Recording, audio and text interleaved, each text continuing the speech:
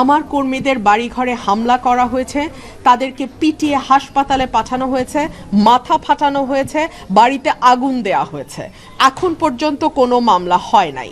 So আমি নির্বাচন কমিশনকে অবহিত করতে এসেছি যে যেহেতু আমি একজন স্বতন্ত্র প্রার্থী এবং আমি বড় দলগুলোর বিরুদ্ধে আমাকে লড়াই করতে হচ্ছে, প্রশাসন যদি এখানে একদম স্ট্রেইট নিরপেক্ষ না থাকে তাহলে আরেকটা 5ই অগস্টের মতন কিংবা 2018 নির্বাচনের মতন আরেকটা নির্বাচন যদি হয় বাংলাদেশে, তার পরিণতি ভালো হবে না, কারো জন্যই ভালো হবে না।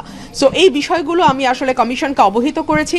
আজকে ইউরোপীয় ইউনিয়নের অবজারভারদের সাথে আমার বৈঠক আছে, আমি তাদেরকেও বিষয়গুলো অবহিত করব এবং আমি খুব স্পষ্ট ভাষায় বলে দিতে চাই, অন্তত বাংলাদেশের নির্বাচন নিয়ে কারচুপির খেলা কোনো রাজনৈতিক দল যেন করবার স্পর্ধা না দেখায়।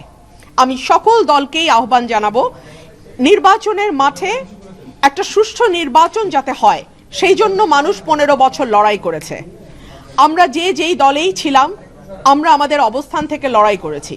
সো আরেকটা কারচুপির নির্বাচন, আরেকটা ম্যানিপুলেটেড ইলেকশন বাংলাদেশে আমরা হতে দেব না ইনশাআল্লাহ। নির্বাচন কমিশনের ভূমিকা কেমন?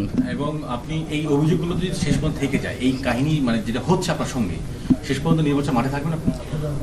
আমি ডেফিনেটলি নির্বাচনের মাঠে থাকব এবং আমি টাইম টু টাইম আমার মিডিয়ার যারা সহকর্মী আছেন, ভাই আছেন, আমি আপনাদেরকে অবহিত করব, আমি অবজারভারদেরকে অবহিত করব।